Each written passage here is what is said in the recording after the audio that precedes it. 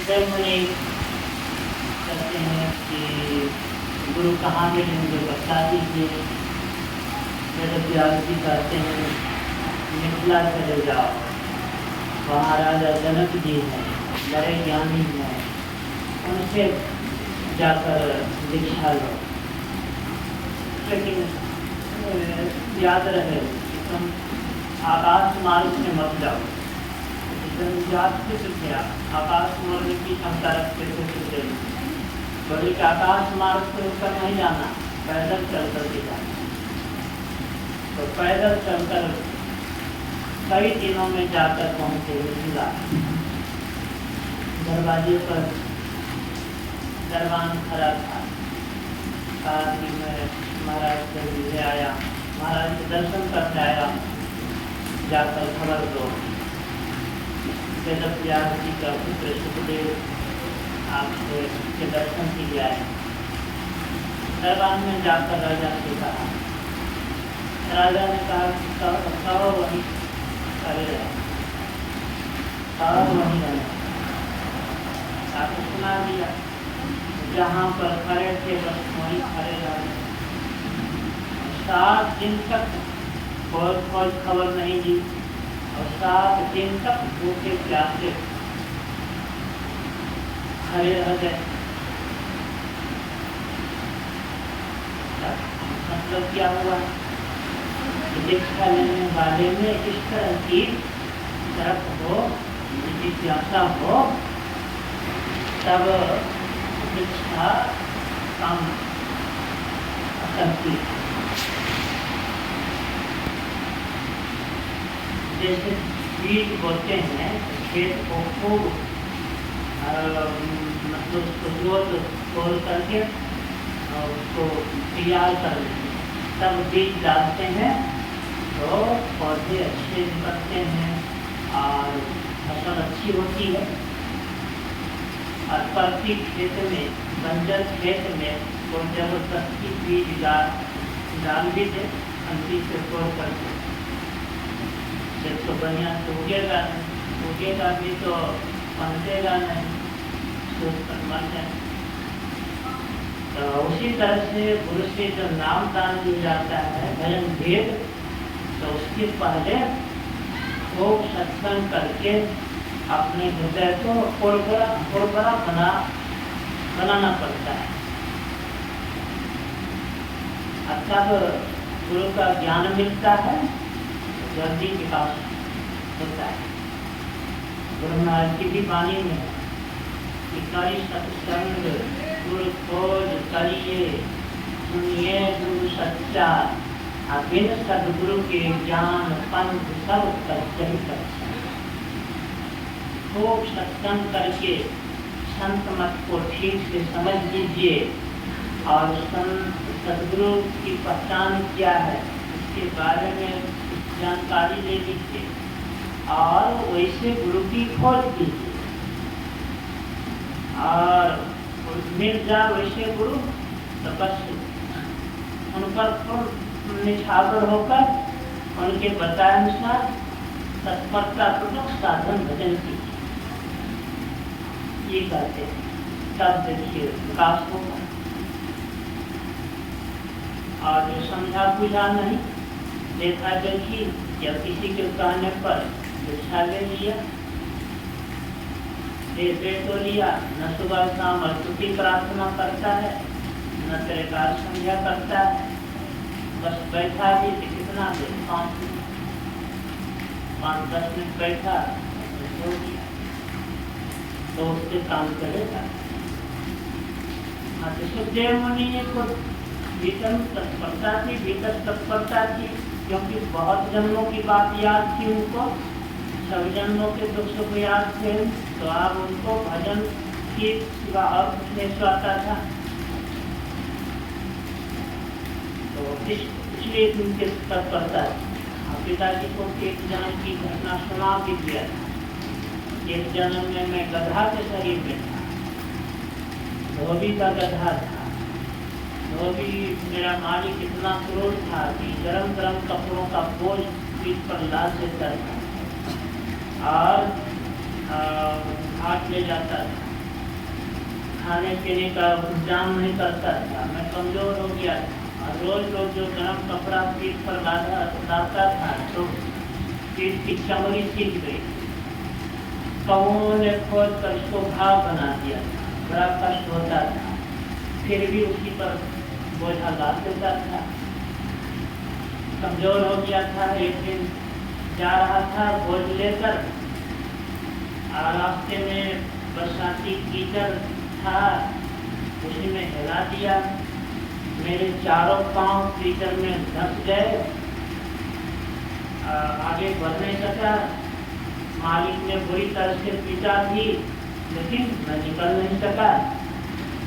उसने दूसरा गधा ला करके अपना बोझ लेकर जैसे बना, उसको उसमें छोड़ दिया उसी कीचड़ में। अब कौवे ने बढ़ते बुरी हालत बना दिया। कई जन्मों में छटपट करके विश्राम। तो उन दुखों को याद करके अब घर में मन नहीं लग रहा, इसलिए जंगल जा रहा, ये सुना। तो अब गुरु के पास गए हैं, जनक जी के पास। 7 दिन तक यूँ भूखे प्यासे खड़े रह गए। तब जनक जी आते हैं, आदर से उनको ले जाते हैं, कुछ सिंहासन पर बैठाते हैं और यथोचित धर्म का निर्वाह करते हैं कि सुखदेव मुनि जन्मजात ब्रह्मचारी हैं और मैं गृहस्थ हूँ। गृहस्थ लोग ब्रह्मचारी का आदर करते ही। तो कुछ सिंहासन पर बैठा करके उनके पांव धोए, विधिवत पूजा की, तब आने का कारण पूछा। सुखदेव मुनि ने कहा कि ज्ञान लेने के लिए, शिक्षा लेने के लिए आया हूँ। तो जनक जी ने कहा कि अच्छा, ये सब बात तो पीछे की बात रही, पहले आप भोजन कर लीजिए, कई दिनों से भूखे हैं, भोजन कीजिए। रसोई से कहा कि हमको ऐसी जगह पर बैठाना जहाँ छत टूटी हो, हमको संकेत कर देना। तो उनको बैठाया, भोजन पीना, भोजन की थाल आगे बरस दी और सबका हाथ ऊपर देखिए, देखा तो उसको काम हो गया। छाता गिरने वाला है, सब गिरने वाला। कहीं का लिखा है कि बात चट्टान जता दिया, अगर अब दिएगा तब दिएगा। अब झटपट में भोजन किए, मुँह हाथ धोकर जनक जी के पास गए। जनक जी ने कहा कि अच्छा, आप शहर घुमाइए, शहर घुमाइए, तब पता होगा। शहर घूमने के लिए भेज दिए और सिपाही साथ में लगा दिए। सिपाहियों से कह दिया कि एक कटोरा तेल से भरा हुआ कटोरा उनके हाथ में घुमा देना और तलवार लेकर बगल में चलना। अगर ये बूंद भी तेल गिर जाए, इसके सिर को धर चलता।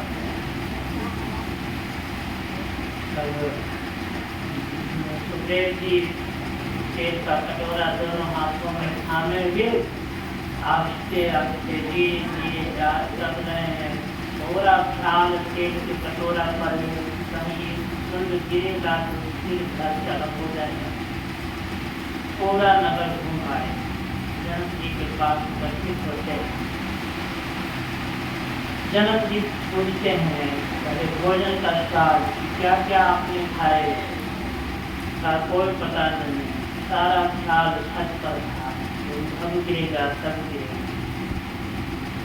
बाजार में क्या क्या आपने देखा का कुछ नहीं, सारा ख्याल तो तेल पर था, कहीं एक फूल गिर जाएगा तो फिर घर से अलग हो जाएगा।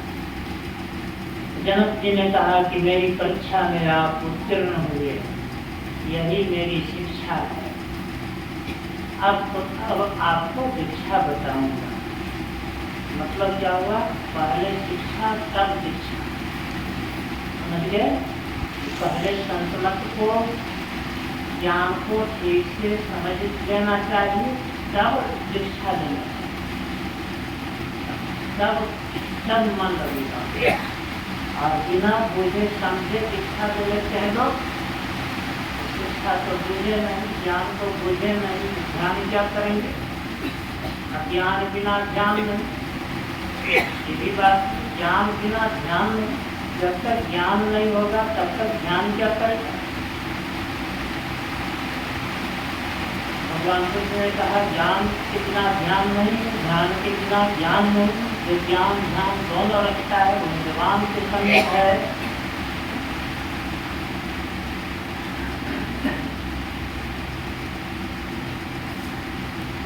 तो जनक जी ने दीक्षा बताया, दीक्षा दी। जैसे जलम कमल निरादन मुरगाई नैसाने सुरत सबद भय सागर करिए नानक नाम बखाने।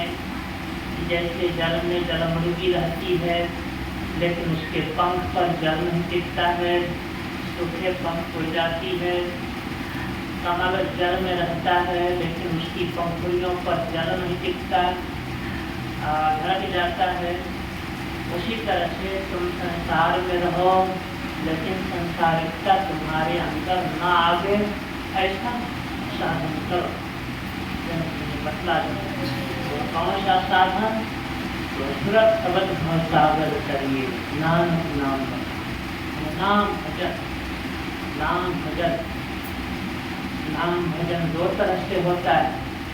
वर्णात्मक नाम का जप होता है पहला, और दूसरा ध्यानात्मक नाम का ध्यान होता है जो अंदर में होता है। दोनों साधन अंदर में ही होते हैं, लेकिन एक स्थूल साधन है, दूसरा सूक्ष्म साधन है। यही दो साधन करके जीव का परम कल्याण होता है, अर्थात मुक्ति को प्राप्त करता है, दुखों से छुटकारा होता है। यह युक्ति बता दी जनक जी ने सुखदेव जी को, और कहा क्या तुम जंगल में रहकर करो या घर में रहकर करो, कोई फर्क नहीं। युक्ति मालूम नहीं तो जंगल में भी जाकर नहीं हो सकता है। तो संतों ने कहा कि युक्ति ध्यान करने की युक्ति सीख लो, भजन करने की युक्ति सीख लो, और घर परिवार में रहकर भजन करो तो घर में रहकर भी मुक्ति प्राप्त हो सकती है। और अभी के माहौल में जंगल जाने की कोई आवश्यकता नहीं।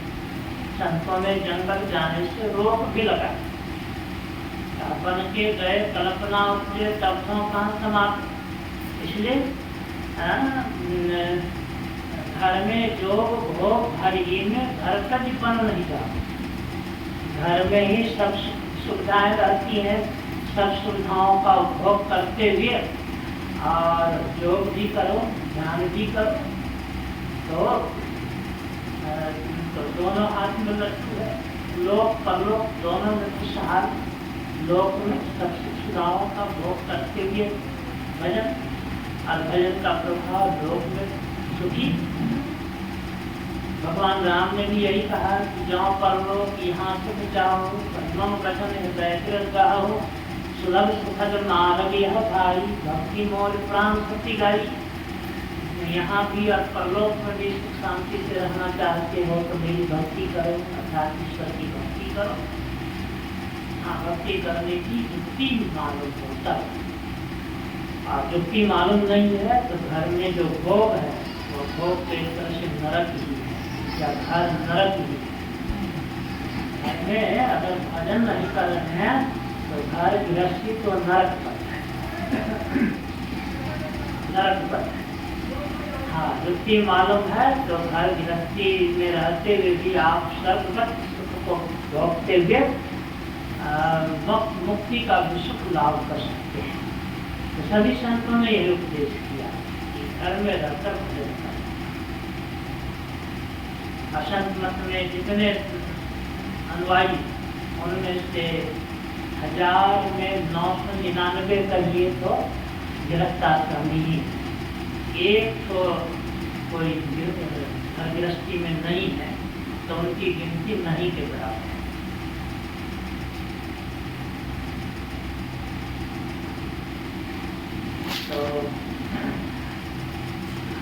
कहना था कि उन महापुरुषों को पूर्व जन्म की बातें याद थी, तो उनको भजन के अलावा कुछ नहीं सुहाया, भजन तक नहीं समय लगाया।